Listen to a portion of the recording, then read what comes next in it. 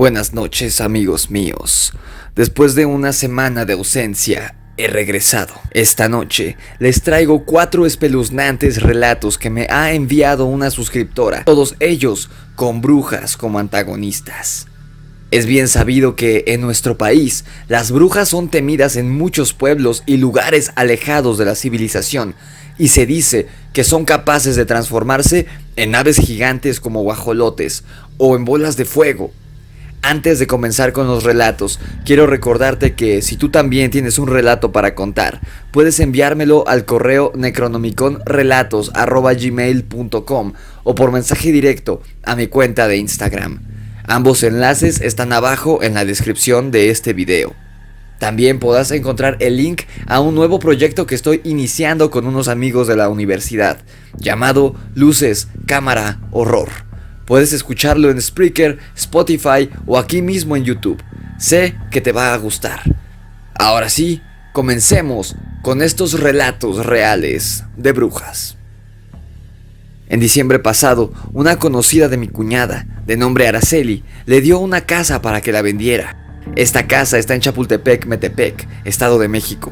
La dueña les invitó a un café a Araceli y a mi hermano y comenzaron a platicar sobre las maravillas de la casita y lo tranquilo que es vivir por ahí. Lo que más me llamó la atención de mi cuñada es que la casita está en las afueras del pueblo y se ve medio solo por ahí. No hay muchas casas. Ya entrando en confianza, su amiga les contó que llegaron ahí porque su suegra les regaló la casa. Cuando llegaron a habitarla, fue años atrás. Si ahorita estás solo por ahí, pues antes mucho más. Las casas estaban muy distanciadas una de la otra y había que caminar bastante para llegar a la siguiente casa, y al pueblo solo se podía llegar en carro. Tal vez hoy lo primero que uno piensa es que si no hay ni un alma por ahí, lo más seguro es que los delincuentes llegarán a asaltar tu casa, pero en ese tiempo y en ese lugar no tenían ese problema, ni se les había pasado por la cabeza siquiera. Ellos llegaron a habitar la casita muy emocionados, pues veían mucho campo, mucha tranquilidad y nada de gente. Sobre todo ya entrada la noche, todo estaba como boca de lobo. Era una oscuridad espesa. Araceli cuenta que llevaban ahí cerca de un mes, cuando una noche estaban cenando ella con su esposo, la mamá de ella, que estaba de visita, y sus hijos, un niño y una niña, que tenían 8 y 10 años respectivamente. Ella calcula que eran cerca de las 8 de la noche, cuando de repente comenzaron a escuchar risitas lejanas como de niñas, afuera de la casa. «Bájale a la televisión», le dijo al marido, «para poder escuchar mejor». Las risitas volvieron a escucharse, pero ahora más cerca y de un lado de uno de los ventanales que abarcaba de techo a piso. Se volvieron a escuchar más risas, risas de varias niñas, y esta vez alrededor de toda la casa. Ellos pensaron primero que alguien quería jugarles una broma, tal vez algún familiar que fuera de visita, pero no esperaban a nadie. El marido dijo, a lo mejor los hijos de los vecinos. ¿Pero cuáles vecinos? Si no tenían vecinos. ¿Y a estas horas?, preguntó la esposa. Entonces, esas risitas burlonas se convirtieron en carcajadas.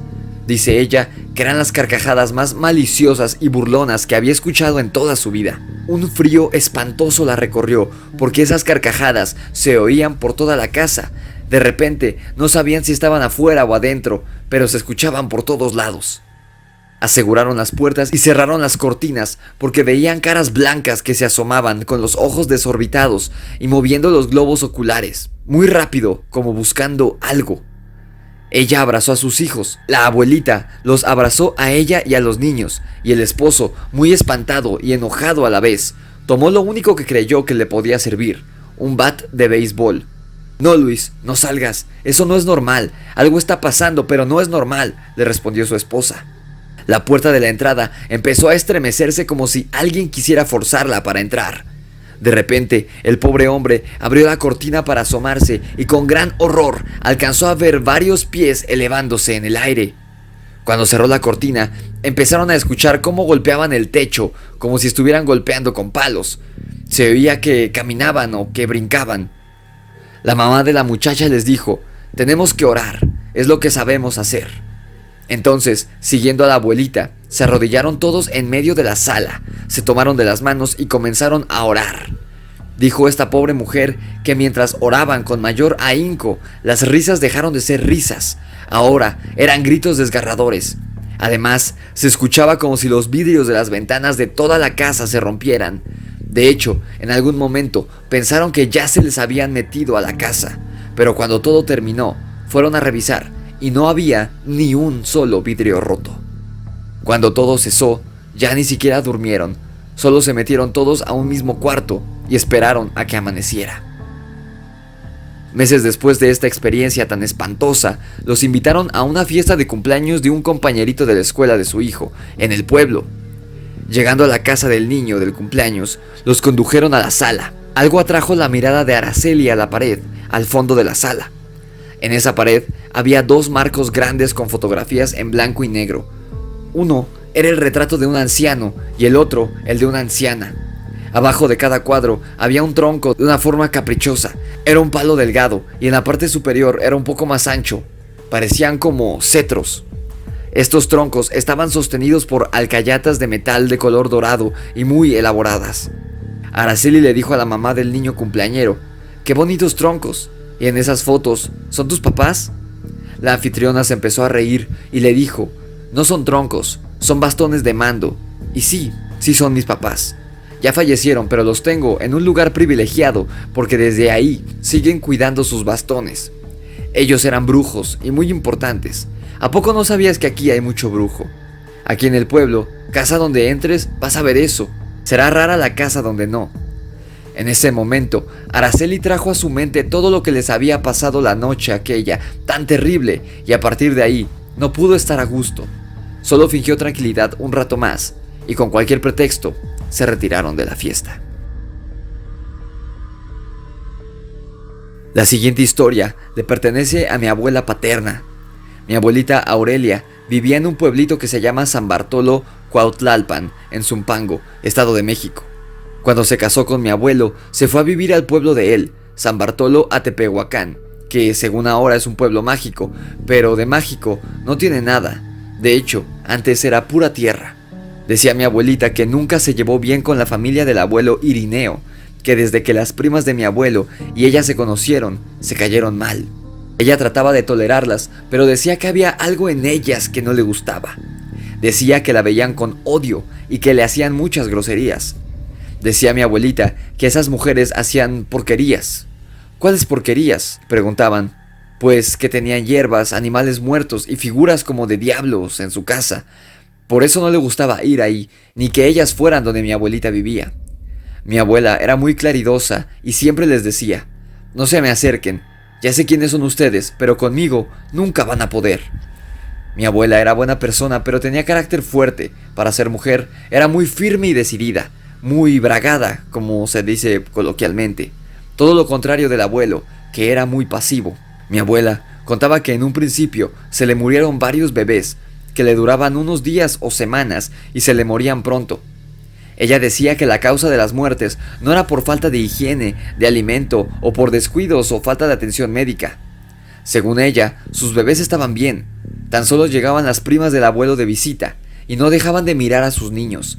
Por eso, nunca los dejaba solos con esas mujeres, pero ellas veían a los bebés con insistencia y cuando se iban, los niños empezaban a verse débiles y varios se le morían esa misma noche.